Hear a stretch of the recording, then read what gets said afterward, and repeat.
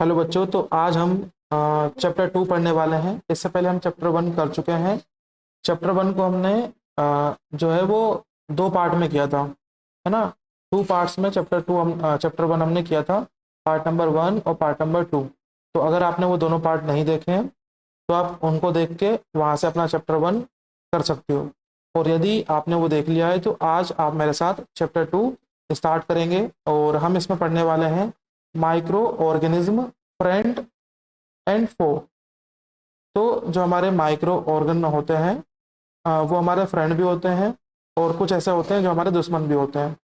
तो आज हम वही पढ़ेंगे कौन कौन से हमारे फ्रेंड हैं और कौन कौन से हमारे फ्रेंड नहीं है या फिर दुश्मन है। ठीक है, तो चलिए फिर इसको पढ़ना चालू करते हैं। एक एक लाइन हमें अच्छे से पढ़ना है, इसलिए हमें थोड़ा अच्छे से समझना पड़ेगा इसको। ठीक है ना। चलिए देखिए, पहली लाइन में लिखा है you have been seen several kind of plants and animals. बोले कि आपने अलग अलग तरह के प्लांट्स और एनिमल्स देखे होंगे। However there are other living organism around us with we normally can not see. इसके अलावा बोला कि आपने बहुत सारे प्लांट्स देखे होंगे, एनिमल्स देखे होंगे। इसके अलावा भी और भी लिविंग ऑर्गन्स होते हैं जो हमारे आसपास होते हैं, हम उन्हें नॉर्मली देख नहीं पाते हैं। These are called micro organism, और उन्हीं को हम क्या बोलते हैं, माइक्रो ऑर्गेनिज्म। कहने का सिंपल इतना मतलब है कि कुछ ऐसे लिविंग ऑर्गन होते हैं जिन्हें हम अपनी आंखों से देख नहीं पाते हैं, और जिनको हम देख नहीं पाते हैं उन्हीं को हम बोलते हैं माइक्रो ऑर्गेनिज्म। अब इनको शॉर्ट फॉर्म में माइक्रोब्स भी बोलते हैं। ठीक है, शॉर्ट फॉर्म में इनको क्या बोलते हैं, माइक्रोब्स। ठीक ना, तो अगर आप माइक्रोब्स बोलोगे तो भी चल जाएगा। ठीक है, तो डेफिनेशन क्या हुई, तो डेफिनेशन ये हुई द लिविंग ऑर्गन, यहां से लिखना आप, इसके आगे दा लगा लेना, the living organ around us. Just a second, the living organ around, एक मिनट, पूरा सेलेक्ट हो जा रहा है ये, मुझे लग रहा है पहले इनको हमें हटाना पड़ेगा यहाँ से। चलो एक मिनट, तो डेफिनेशन कहाँ से स्टार्ट होगी, यहाँ से। The living organ around us, ये पूरा ही सिलेक्ट हो रहा है, जस्ट अ सेकेंड, एक मिनट करके देखता हूँ मैं। Around us which we normally can not see, these are called micro organism और माइक्रोब्स। ऐसे लिविंग ऑर्गन जो हम नॉर्मली देख नहीं पाते हैं उनको हम क्या बोलते हैं, माइक्रो ऑर्गेनिज्म। आगे देखो फिर, for example you might have observe that during the rainy season moist bread get spoiled and its surface get covered with grayish white patches। बोले कि बरसात के टाइम में जो हमारी ब्रेड होती है उसमें अगर मॉइस्ट आ जाए, मॉइस्ट मतलब मॉइस्चर अगर आ जाए, तो उसके ऊपर ग्रेइश कलर का कुछ पदार्थ, ठीक है, कैसा, ग्रे कलर का कुछ वाइट वाइट सा जम जाता है। ठीक है, पैचेस, तो वो जो पैचेस होते हैं, observe these patches through a magnifying glass. अगर आप उन पैचेस को मैग्नीफाइंग ग्लास से देखोगे, you will be see tiny black rounded structure, तो आपको ब्लैक कलर के राउंडेड स्ट्रक्चर दिखाई देंगे। आगे लिखा है do you know what these structure are and where do they come from। तो आपको क्या पता है कि वो छोटे छोटे जो पार्टिकल ब्रेड के ऊपर जम जाते हैं वो क्या होते हैं और वो कहाँ से आते हैं। और अगर नहीं पता है तो इस क्लास के अंदर हम वही पता करने वाले हैं। तो उन ब्लैक कलर के छोटे छोटे डॉट्स को या फिर जो फंगस हमारी ब्रेड में लग जा रही है उसको क्या बोलते हैं, माइक्रो ऑर्गेनिज्म। ठीक है, 2 एक्टिविटी यहाँ पे दी है। एक्टिविटी हम अभी इसमें करेंगे नहीं, उसका रीजन ये है कि उससे हमारा चैप्टर बहुत ज़्यादा लेंथी हो जाएगा। बिना एक्टिविटी किए भी चैप्टर को समझा जा सकता है। ठीक है, तो अब देखो आगे, आगे क्या लिखा है हमारे पास, यहाँ पे लिखा है do you find टिनी organ moving around. तो क्या आपने मूविंग घूमते हुए टिनी ऑर्गन देखे हैं क्या, अगर आप ये एक्सपेरिमेंट करोगे उसमें तो। ठीक है, तो ये एक्सपेरिमेंट हमने किया नहीं है, बट हम इसको आगे समझते हैं। देखो, These observations shows that water and soil are fully of tiny organism। तो बोला है कि एक्सपेरिमेंट में हमने देखा था कि जो वाटर है और जो सॉइल है उसमें वो किससे फुल है, वो टीनी ऑर्गन से फिल है। ठीक है, इसके बाद through not all of them fall into the category of the microbes. तो ये सारे जो है वो माइक्रोब्स की कैटेगरी में नहीं आते हैं। दीज माइक्रो ऑर्गेनिज्म और microbes are so small in size that they can not be seen with the unaided eye. तो बोला कि ये बहुत ज़्यादा छोटे होते हैं, इसलिए इसे खुली हुई आंखों से, सॉरी बंद आंखों से या फिर खुली आंखों से हम इनको नहीं देख सकते। Some of these such as the fungus that grow on the bread can be seen with the magnifying glass, other can not be seen without the help of the microscope. बोले कुछ जो होती है तो फंगस वो हम उसको magnifying glass से देख सकते हैं, लेकिन बाकी के जो होते हैं उनको हम मैग्नीफाइंग ग्लास से भी नहीं देख सकते, उसके लिए हमें क्या कहते हैं उसको माइक्रोस्कोप लगेगा। ठीक है, माइक्रोस्कोप आपको पता है किसे कहते हैं माइक्रोस्कोप? ठीक है, that is why these are called micro organism या फिर माइक्रोब्स। तो जिनको हम फंगस वगैरह को या फिर जो छोटे ऑर्गन्स हैं जिनको हम माइक्रोस्कोप से देखते हैं, उन माइक्रोस्कोप से देखे जाने वाले जो ऑर्गन्स होते हैं उन्हीं को हम बोलते हैं माइक्रो ऑर्गेनिज्म। ठीक है, अब आगे बहुत इंपॉर्टेंट हमारा चीज आने वाली है यहाँ पे। Micro organism are classified into 4 major group. तो अभी आपसे पूछेगा क्वेश्चन, माइक्रो ऑर्गेनिज्म जो है उसको कितने ग्रुप में डिवाइड किया गया है? तो कितने में? 4 में। कौन कौन से? Bacteria, fungus, protozoa and algae. ठीक है, क्या क्या कौन कौन से ग्रुप होते हैं माइक्रो ऑर्गन के? माइक्रो ऑर्गन के 4 ग्रुप हैं, bacteria, fungus, protozoa and algae. आगे देखते हैं फिर, अगला है हमारा वायरस। एक बार वायरस को और देख लेते हैं। Virus are also microscopic but are different from the other micro organism. बोला कि वायरस भी होता है जो माइक्रोस्कोपिक होता है, बट ये बाकी अलग जो माइक्रोब्स होते हैं उनसे थोड़ा अलग होता है, पर ये भी उन्हीं कैटेगरी में आता है क्योंकि ये भी माइक्रोस्कोप से देखा जाता है। ठीक है, आगे however reproduce only inside the cell of the host organ. बोला कि ये जो वायरस होते हैं कहाँ पे प्रोड्यूस होते हैं? वायरस होस्ट के अंदर प्रोड्यूस होते हैं। जैसे कि मान लो मेरी बॉडी में कोई वायरस चले गया तो मैं उसके लिए क्या बन जाऊंगा? होस्ट बन जाऊंगा। तो वो जो वायरस है जब तक वो मेरी बॉडी से अलग रहेगा तब तक वो रिप्रोड्यूस नहीं हो पाएगा। जब वो बॉडी में चले जाएगा तब जाके वो फैलना चालू होगा, उससे पहले वो फैलेगा नहीं। विच में बी अ बैक्टीरियम, प्लांट और एनिमल। मतलब वो कुछ भी हो सकता है, कोई बैक्टीरिया हो सकता है, कोई प्लांट हो सकता है, कोई एनिमल हो सकता है, उसके अंदर जाके ही वायरस फैलता है। Some of the virus are shown in the figure. कुछ वायरस डायग्राम में दिखाए गए हैं। कॉमन एलिमेंट लाइक कोल्ड, कुछ चीजें हैं जो बहुत कॉमन है जो वायरस से होती है, जैसे कि कोल्ड। ठीक है, वायरस से क्या होता है?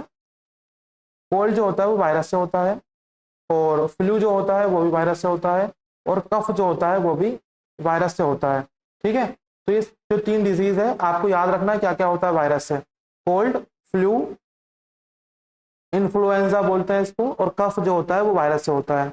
Serious disease like polio and chicken pox, ये भी किससे होता है बेटा? ये भी वायरस से होता है। पोलियो एक तरह का वायरस है, और चिकन पॉक्स भी एक तरह का, जिसपे छोटे छोटे दाने हमारी बॉडी पे बन जाते हैं, वो भी क्या है? एक वायरस है। ठीक है, आगे disease like dysentery and malaria are cause by protozoa. जो हमें डायसेंट्री डिसीज हो जाती है और जो हमें मलेरिया हो जाता है वो किसके कारण होता है? वो प्रोटोजोआ से होता है। ठीक है, मैं यहाँ पे इसको अलग कलर से कर दूंगा ताकि आपको समझने में बाद में आसानी हो।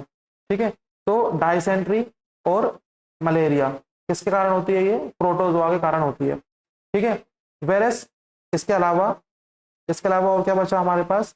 इसके अलावा हमारे पास बचा टाइफाइड एंड ट्यूबरक्लोसिस। ये किससे होती है? बैक्टीरिया से होती है। टाइफाइड और ट्यूबरक्लोसिस जो बीमारी है ये बैक्टीरिया से होती है। आपको याद रखना है कौन सी बीमारी किससे होती है। पोलियो, चिकन पॉक्स, कफ और फ्लू, और इसके अलावा हमारे पास एक कोल्ड, ये सब होता है वायरस से। डायसेंट्री और मलेरिया ये होता है प्रोटोजोआ से, और ट्यूबरक्लोसिस और टाइफाइड ये होता है बैक्टीरिया से। ठीक है, अभी मैं इसकी याद करने की ट्रिक भी बताऊंगा। नेक्स्ट आगे चलते हैं फिर। ये कुछ पिक्चर्स है बेटा, आप यहाँ पे पिक्चर में देख पा रहे हो कि बैक्टीरिया किस तरह से दिखता है। तो इस तरह का कुछ केचुआ जैसा बैक्टीरिया दिखता है। ठीक है, और ये माइक्रोस्कोप में ही दिख पाएगा।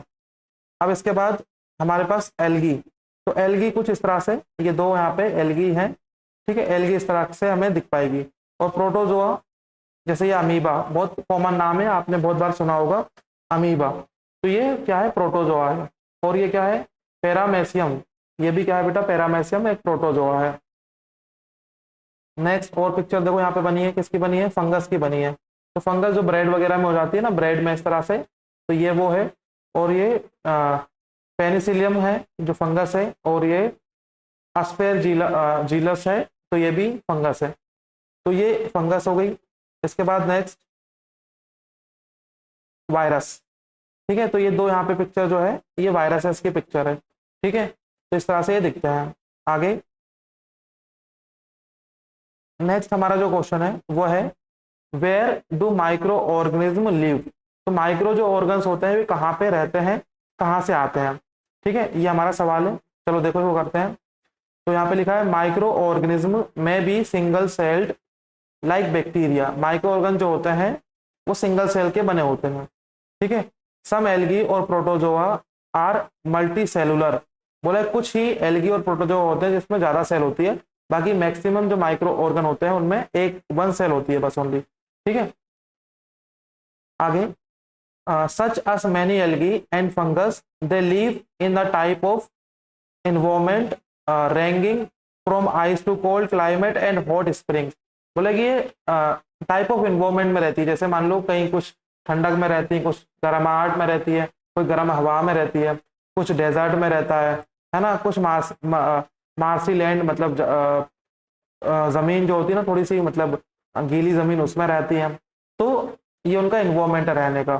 दे are found inside the bodies of animal including humans, और ये ह्यूमंस के अंदर भी रहते हैं, एनिमल्स जितने भी होते हैं उनके अंदर भी रहते हैं। Some micro organism grow on other organ while other freely exist, बोले कि कुछ ऐसे माइक्रो ऑर्गन्स होते हैं जो किसी दूसरे की बॉडी में ग्रो करते हैं और कुछ फ्रीली भी इन्वॉल्वमेंट में होते हैं। तो ये तो बात हो गई कहाँ कहाँ रहते हैं। अब आगे हम पढ़ेंगे micro organism and us, micro organ का हमारे साथ क्या संबंध है उसको पढ़ेंगे, ठीक है, हमें कैसे, हमसे कैसे रिलेटेड है वो। तो देखो क्या लिखा है, micro organism play important role in our life, बोला कि हमारी लाइफ में ये बहुत इंपॉर्टेंट रोल प्ले करते हैं, ठीक है।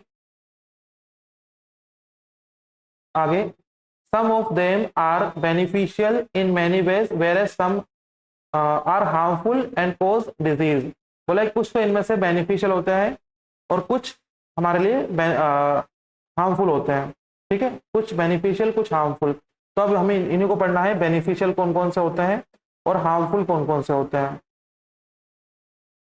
तो सबसे पहले पढ़ेंगे हम फ्रेंडली माइक्रोब्स, ऐसे माइक्रो ऑर्गेनिज्म जो हमारे लिए फ्रेंडली नेचर के होते हैं जिससे हमें फायदा होता है, ठीक है। अच्छा, सभी माइक्रो ऑर्गन से हमें नुकसान नहीं होता है, कुछ से फायदा भी होता है। अब किन किन से हमें फायदा होता है वो देखो। तो micro organism are use for various purpose, they are use in the preparation of curd bread and cake, बोला कि माइक्रो ऑर्गन से हम दही बनाते हैं, माइक्रो ऑर्गन की मदद से ही हम ब्रेड बनाते हैं, और माइक्रो ऑर्गन की मदद से ही हम केक बनाते हैं, तो इसलिए हमारे लिए यूजफुल है। आगे एक और यहाँ पे बॉक्स बना है छोटा सा, इसमें लिखा है micro organ have been used for the production of the alcohol since ages, बहुत पुराने समय से बहुत पुराने टाइम से माइक्रो ऑर्गन का इस्तेमाल एल्कोहल बनाने के लिए भी किया जाता है। कोई भी ऐसी एल्कोहल नहीं होती है जो बिना माइक्रो ऑर्गन के बन जाती हो, ठीक है, तो माइक्रो ऑर्गन का इस्तेमाल एल्कोहल बनाने में भी किया जाता है। नेक्स्ट अगला हमारे पास है they are also use in cleaning up the environment, environment को अगर हमें क्लीन करना है तो भी माइक्रो ऑर्गन यूजफुल होते हैं। फॉर एग्जाम्पल जैसे कि ऑर्गेनिक वेस्ट, जो हमारे घर में सब्जी वगैरह हम काटते हैं तो उसके जो छिलके वगैरह होते हैं, जैसे vegetable peels, remains of animal और पीसेस, तो जो कचरा वगैरह होता है जो हम अपने घर से निकलता है, तो इनको जो खाता है, कौन खाता है इनको, खत्म कौन करता है, are broken down into harmless and usable substance by bacteria, तो तो बैक्टीरिया इनको खत्म करता है और मिट्टी में मिला देता है या फिर उनका वो कर देता है, ब्रेक डाउन कर देता है। Recall that bacteria are also use in the preparation of the medicine, और बैक्टीरिया का इस्तेमाल मेडिसिन में भी किया जाता है। ठीक है, याद रखेंगे हमारे घर से जो कचरा निकलता है उसको पचाने में, उसको खाने का काम माइक्रो ऑर्गन का रहता है, बैक्टीरिया का, और कुछ बैक्टीरिया से मेडिसिन भी बनाई जाती है। In agriculture they are use to increase soil fertility by fixing nitrogen, और ये सॉइल के अंदर, हमने पुराने चैप्टर में सॉइल के बारे में पढ़ा है, सॉइल के अंदर नाइट्रोजन होनी चाहिए तब जाके फसल उग पाती है। तो सॉइल के अंदर नाइट्रोजन कौन देता है? ये माइक्रो ऑर्गन देते हैं। ठीक है, तो माइक्रो ऑर्गन बेनिफिशियल तो है। अब किस किस तरीके से ये बेनिफिशियल है उसको पढ़ेंगे। तो सबसे पहले you have learn in the class 7 that is milk turn into the curd by bacteria. तो मिल्क से हम लोग दही बनाते हैं, वो किसकी मदद से? बैक्टीरिया की मदद से, और बैक्टीरिया एक माइक्रो ऑर्गन होता है। ठीक है, next, curd contains several micro organism of these the bacterium lactobacillus. क्या बेटा, इसका नाम क्या है? याद रखना, लैक्टोबैसिलस। तो दही में कौन सा बैक्टीरिया होता है? लैक्टोबैसिलस। इसके बाद आगे चलो, तो promote the formation of the curd. Lactobacillus जो बैक्टीरिया है वो ही फॉर्मेशन करता है दही का। It multiplies in milk and convert into curd, और वो बढ़ते जाते हैं बढ़ते जाते हैं बढ़ते जाते हैं, इस कारण जो मिल्क है जो पतला सा होता है वो गाढ़ा सा हो जाता है, और जितना गाढ़ा रहेगा उतना ज्यादा उसमें लैक्टोबैसिलस जो बैक्टीरिया है वो रहेगा। Bacteria are also involve in the making of the cheese. जो चीज आप खाते हो बेटा उसमें भी बैक्टीरिया होता है। ठीक है, तो चीज जो आप खाते हो इसमें भी बैक्टीरिया होता है। इसके अलावा pickles and many other food item, और जो अचार आप खाते हो उसमें भी बैक्टीरिया होता है। An important ingredient of suji, idli and bhatura is curd. बोलेगी सूजी और भटूरा जो हम बनाते हैं, जो इडली हम बनाते हैं, जो भटूरा बनाते हैं, उसमें भी माइक्रो ऑर्गन का इस्तेमाल किया जाता है। Bacteria and yeast are also helpful for formation of the idli and dosa batter. जो हम बैटर बनाते हैं ना, जो मतलब आटा बनाते हैं डोसा बनाने के लिए या फिर इडली बनाने के लिए, जो हम पेस्ट बनाते हैं, उस पेस्ट में के अंदर हम क्या डालते हैं? ईस्ट डालते हैं, ईस्ट पाउडर। ठीक है, और ईस्ट पाउडर एक तरह से, ईस्ट क्या होता है बेटा? बैक्टीरिया होता है। ठीक है, माइक्रो ऑर्गन होता है। तो इस तरह से। नेक्स्ट देखो, यहाँ पे इस तरह से ये हमें एक एक्सपेरिमेंट करके दिखाया है। ठीक है, यहाँ पे आप देख रहे हो कि एक बर्तन में इन्होंने मैदा ले रखा है, मैदा को इनने पाउडर को ईस्ट मिला के उसमें रखा है, और कुछ समय बाद देखो वो कैसा हो गया है? मैदा फूल गया है। तो इससे क्या बन सकता है? फिर इससे बनेगा भटूरा। ठीक है, छोले भटूरे आपने खाए होंगे, ठीक ना? तो ये जो फूल जा रहा है, क्यों फूल जा रहा है? क्योंकि उसमें माइक्रो ऑर्गन जो है वो बढ़ रहे हैं, जिसके कारण वो फूल रहा है। ठीक है, आगे देखते हैं फिर। Is reproduce rapidly and produce carbon dioxide during respiration. तो ईस्ट जो है वो रैपिडली बढ़ता है ना, अपने आप को बढ़ाता है, मल्टीप्लाई होता जाता है, और मल्टीप्लाई होने के साथ साथ वो कार्बन डाइऑक्साइड भी छोड़ता है। आगे, bubbles of the gas fill the dough and increase the volume. और जो गैस का बबल्स है, वो जो गैस है कार्बन डाइऑक्साइड, उसकी वजह से वो डो जो होता है, मतलब जो लोइयां होती हैं, वो फूल जाती हैं। This is the basic of the use of the east in the baking industry for making bread and pastry and cakes. Pastries अगर हमें बनानी है, केक अगर बनानी है, तो वहां पे भी ईस्ट का इस्तेमाल होता है। जितना ज्यादा ईस्ट रहेगा उतना ज्यादा फ्लफी हमारा वो है केक और पेस्ट्री रहेगा। तो ये तो हमने अपना देख लिया यूज घर के अंदर। अब हम देखेंगे कमर्शियल यूज। कमर्शियल यूज मतलब फैक्ट्री में कैसे इसका इस्तेमाल। Commercial use of micro organism. ठीक है, फैक्ट्रियों में कैसे इसका इस्तेमाल किया जाता है। तो देखो, micro organism are use to large scale production of alcohol, wine and acetic acid. याद रखना, बहुत इंपॉर्टेंट है ये एसिटिक एसिड। ठीक है, एसिटिक एसिड, एल्कोहल, वाइन और एसिटिक एसिड। एसिटिक एसिड किसे बोलते हैं बेटा? विनेगर। चाउमीन वगैरह बनाते हैं ना, वो डालते हैं ना उसमें एसिटिक एसिड, विनेगर डालते हैं। ठीक है, तो इसका साइंटिफिक नाम क्या है विनेगर का? Acetic acid. East is used for the commercial production of alcohol and wine, और ईस्ट का इस्तेमाल कमर्शियल किया जाता है, कमर्शियली मतलब फैक्ट्रियों में वाइन या फिर एल्कोहल बनाने में। For this purpose east is grow on natural sugars present in grain like barley, wheat और राइस और क्रस्ट फ्रूट जूस। बोले कि जो बार्ले व्हीट वगैरह होता है, इनमें जो नेचुरल शुगर होती है, उस शुगर के कारण ईस्ट जो है वो बड़ा होता है, मतलब मल्टीप्लाई होता है। तो इस तरह से और जो बियर वगैरह होती है वो बार्ले से, व्हीट से, राइस से, इन्हीं से बनती है। ठीक है, उसमें बहुत सारा ईस्ट मिला देंगे तो वो बहुत ज़्यादा गल जाएगा, सड़ जाएगा, उसके बाद उसको निचोड़ के उसमें से बियर निकाली जाती है। तो इस तरह से उसका बनने का प्रोसेस है। अब और क्या बचा हमारे पास आगे? चलो आगे हमारे पास यहाँ पे लिखा है एक इंपॉर्टेंट आंसर, फर्मेंटेशन किसे कहते हैं? Fermentation, this is the smell of the alcohol as sugar has been converted into alcohol by yeast. The process of conversion of sugar into alcohol is known as fermentation. किसे कहते हैं fermentation? Sugar को alcohol में convert करने की जो process है उसी को बोलते हैं फर्मेंटेशन। ठीक है, आपको पता चला होगा फर्मेंटेशन किसे कहते हैं? शुगर को एल्कोहल बनाना। और शुगर कहाँ पे कहाँ में मिलती है? शुगर बेटा चावल में भी थोड़ा थोड़ा मीठा लगता है, और बारले जो है ना, और गेहूं, ये भी थोड़ा थोड़ा मीठा होता है, तो इनमें थोड़ी थोड़ी शुगर होती है। शुगर का मतलब ये नहीं होता कि पूरी शुगर ही होना चाहिए। ठीक है, आगे देखो। लुइस पेस्टोर डिस्कवर फर्मेंटेशन इन 1857। तो ये यहाँ पे जो फोटो लगी है, इन भाई साहब ने सबसे पहले दारू बनाने का प्रोसेस बनाया था। मतलब जितने अभी लोग दारू पी के अपना पैसा बर्बाद करते हैं वो इनकी वजह से करते हैं।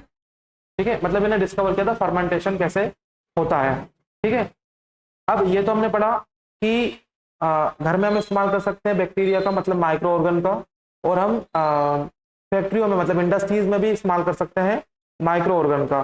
क्या इसका और कोई उपयोग है क्या? तो एक यूज और होता है इसका, जहां पे हम मेडिसिन में यूज करते हैं माइक्रो ऑर्गन का। समझ गए? तीन तरीके से हम इसका इस्तेमाल सीख रहे हैं। पहला हमने सीखा था घर में कैसे इसका इस्तेमाल होता है। दूसरा हमने सीखा कि इनका इस्तेमाल हम कमर्शियली कैसे कर सकते हैं। थर्ड हमने सीख रहे हैं कि मेडिसिन में इनका इस्तेमाल कहाँ कहाँ पे होता है। तो देखो मेडिसिन में कहाँ कहाँ होता है। whenever you fell ill doctor may be give some antibiotic tablet. तो आप जब बीमार पड़ते हो तो डॉक्टर आपको एंटीबायोटिक देते हैं, कैप्सूल और इंजेक्शन देते हैं, सच एज पेनिसिलिन। तो पेनिसिलिन का आपको क्या मिला बेटा? इंजेक्शन मिला। इंजेक्शन का नाम क्या है? पेनिसिलिन। जब आप बीमार होते हो तो आपको ये इंजेक्शन दिया जाता है। और टेबलेट का नाम क्या होता है? Antibiotic tablets. ठीक है, आगे देखते हैं। Sorry, the source of this medicine is micro organism. तो जो मेडिसिन आ रही है, जैसे एंटीबायोटिक आ रही है, पेनिसिलिन आ रही है, तो कहाँ से आ रही है? तो ये माइक्रो ऑर्गन से बनती है। These medicine kill or stop the growth of the disease-causing microorganism. Such medicine are called antibiotics. अभी आपको एक क्वेश्चन पूछेगा, what is antibiotics? तो आप क्या बोलोगे? Medicine kill or stop the growth of the disease-causing microorganism. Such as medicine are called antibiotics. तो ये इसका आंसर है एंटीबायोटिक्स का। ऐसी डिसीज, ऐसी मेडिसिन जो डिसीज को रोके, ठीक है, उनको क्या बोलते हैं? एंटीबायोटिक्स। समझे आप एंटीबायोटिक्स किसे कहते हैं? जो माइक्रो ऑर्गन की ग्रोथ को रोके, है ना, उसको, ऐसी टेबलेट को बोलते हैं एंटीबायोटिक्स। आगे, these days a number of antibiotics are being produced from bacteria and fungus. Bacteria और फंगस से बहुत सारी एंटीबायोटिक्स बनाई जाती हैं, जैसे कि स्ट्रेप्टोमाइसिन और टेट्रासाइक्लिन और अर्थ्रोमसिन। ये कुछ मेडिसिन के नाम है। ठीक है, तो ये बनाई जाती है बैक्टीरिया और फंगस से। नेक्स्ट आगे हम देखते हैं। नेक्स्ट हमारे पास है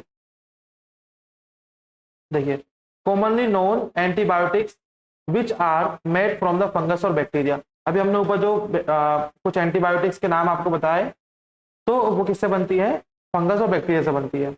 the antibiotics are manufactured by growing specific micro organism and are use to cure a variety of disease. तो ये माइक्रो स्पेसिफिक माइक्रो ऑर्गन से बनती है और डिसीज से हमें बचाती है। Antibiotics are even mix with the feed of live stock and poultry to check microbial infection in animal. Animal जो लाइव स्टॉक होते हैं, मतलब जो एनिमल्स होते हैं, उनको भी बेटा एंटीबायोटिक्स दी जाती है। और जो पोल्ट्रीज होती है, मतलब मुर्गी वगैरह पालन जो करते हैं, उनको भी एंटीबायोटिक्स दी जाती है, ताकि उनके जो इन्फेक्शन है उनको पता लगाया जा सके कि कैसे इन्फेक्शन उनको हुआ है। They are also use to control many plant disease. और ये प्लांट की डिसीज को भी कंट्रोल कर सकती हैं एंटीबायोटिक्स, जो कि किससे बनती है? माइक्रो ऑर्गन से बनती है। इसीलिए माइक्रो ऑर्गन यूजफुल तो है। ठीक है, नेक्स्ट हम अगला टॉपिक पढ़ने वाले हैं वैक्सीन। आप सभी को पता है, जब कोरोना आया था, पेंडेमिक, तब हमने सबने वैक्सीन लगवाई थी। अब वैक्सीन कैसे बनती है इसको समझेंगे।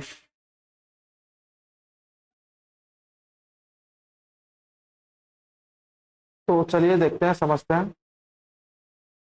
When a disease carrying microbes enters our body, जब भी डिजीज कॉजिंग माइक्रोब्स हमारी बॉडी में जाते हैं, द बॉडी प्रोड्यूस एंटीबॉडीज। तो हमारी बॉडी क्या करती है? एंटीबॉडी बना लेती है to fight the invader.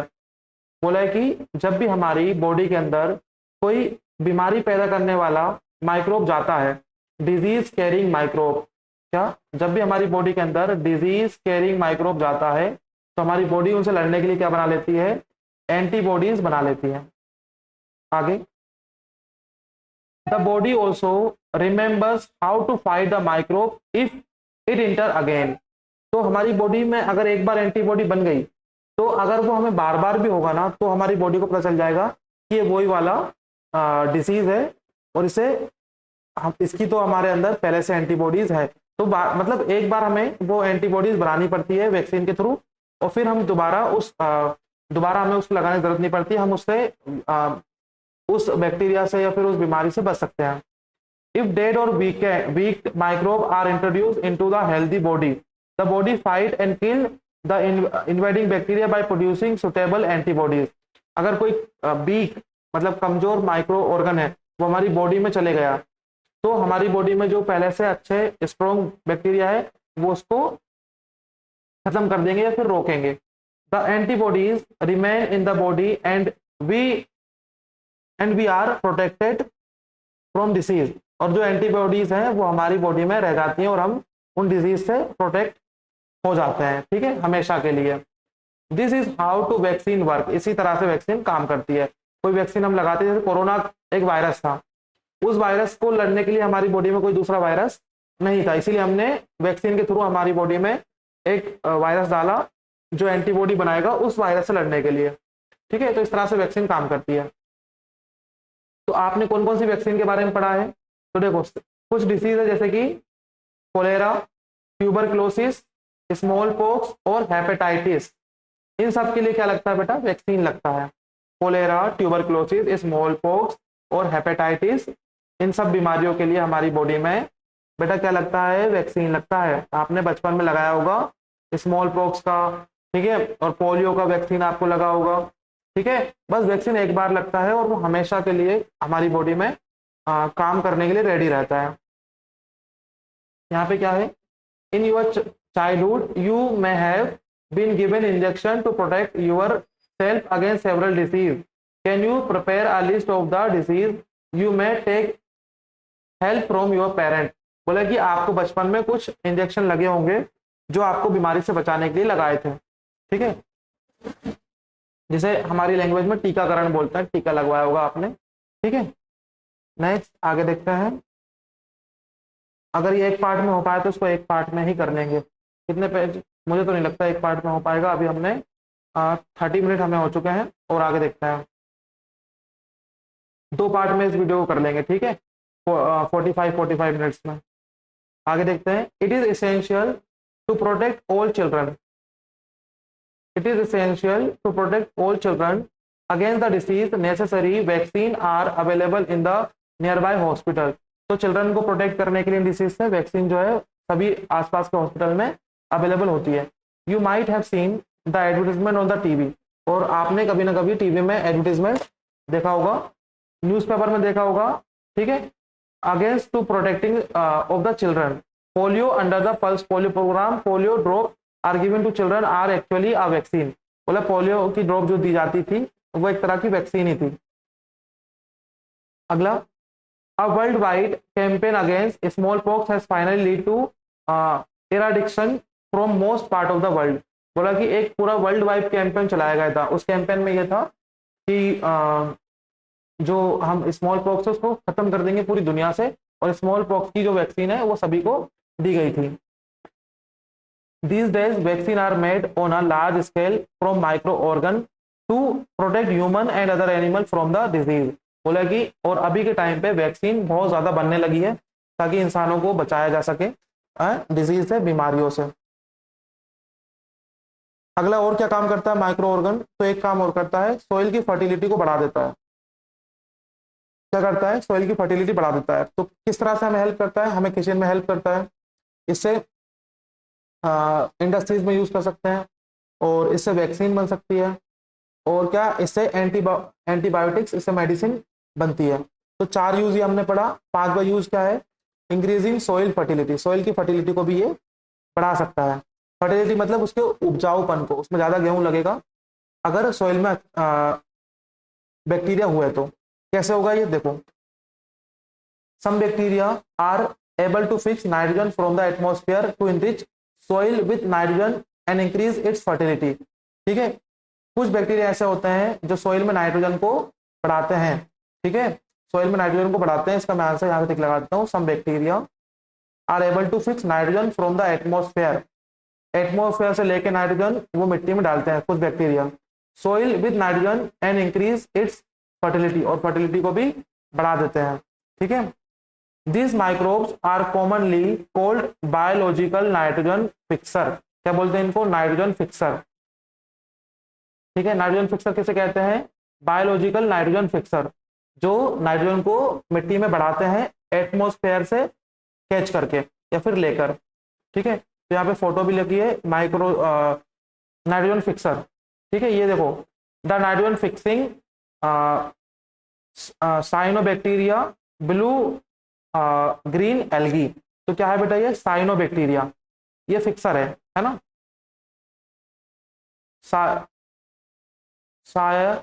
Cyanobacteria, यहाँ पे साइनोबैक्टीरिया। आप इसको ब्लू ग्रीन एल्गी भी बोल सकते हो, ऐसा जरूरी नहीं है कि आप साइनोबैक्टीरिया ही इसको बोलो। ठीक है, तो यहाँ पे पिक्चर आपको दिख रही है। अगर ये हमारे खेत में है तो मतलब खेत में मिट्टी में नाइट्रोजन की कमी नहीं होगी। अब एक काम और करता है ये भाई, बैक्टीरिया कितने सारे काम करता है, एक काम और करता है। क्या काम करता है ये? Cleaning the environment. इन्वायरमेंट को भी क्लीन करता है। कैसे क्लीन करता है देखो, Boojho and Paheli had observe the school gardener making manure along with their friend. They collected wastage of plant, vegetable and fruits from nearby house and garden. They put them in the pit meant of a best disposal. After some time is decomposed and get converted into manure. Bujo and Paheli wanted to know how this had happened। बोले कि clean करने में भी काम करते हैं। अभी मैंने बताया था, मान लो हमने कचरा बाहर फेंक दिया, केले का छिलका, पपीते का छिलका, तो उसको जो माइक्रो बैक्टीरिया होते हैं उसको खा के उसको मैन्योर बना देंगे, उसको डिकम्पोज कर देंगे, तो इन्वायरमेंट उससे क्लीन होता है। तो इन्वायरमेंट को क्लीन करने में भी बहुत यूजफुल है माइक्रो ऑर्गेनिज्म। ठीक है, इसके बाद हम पढ़ने वाले हैं अगला,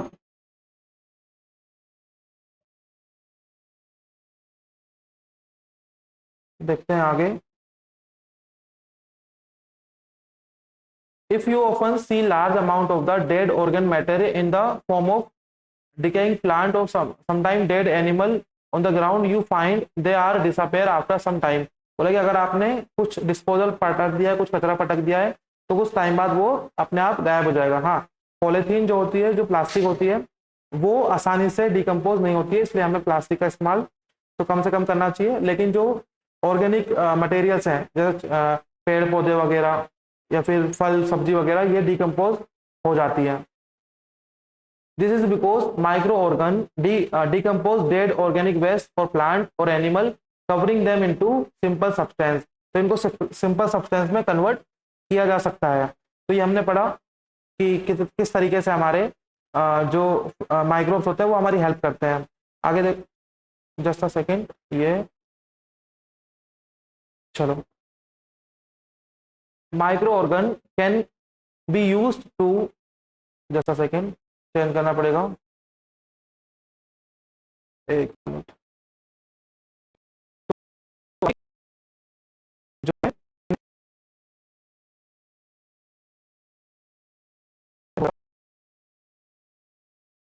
ओके, थोड़ा सा टेक्निकल इशू आया, कोई बात नहीं। तो अभी हम एक काम करते हैं, अभी हम आप बस ये देखो, मैंने यहाँ पे रेड मार्क किया है, इसको देखो एक बार इसको मैं हटा देता हूँ, फिर आपको फिर से बताऊंगा। ये देखो, ठीक है, अब देखो, micro organism can be used to degrade the harmful and smelly substance and thereby clean up the environment. बोला कि जो हार्मफुल सब्सटेंस होते हैं और जो स्मेल करते हैं सब्सटेंस, उनको भी ये क्या करता है, क्लीन कर देता है, इसीलिए माइक्रो ऑर्गन यूजफुल होते हैं। तो 5-6 उपयोग हमने पढ़े माइक्रो ऑर्गन के। इसके बाद हार्मफुल माइक्रो ऑर्गन को हम अगली क्लास में डिस्कस करेंगे, ठीक है। तो ये हमारा पार्ट 1 था चैप्टर 2 का, ठीक है। पार्ट 2 आपको कल देखने को मिलेगा शाम को 7 या 8 बजे, ठीक है।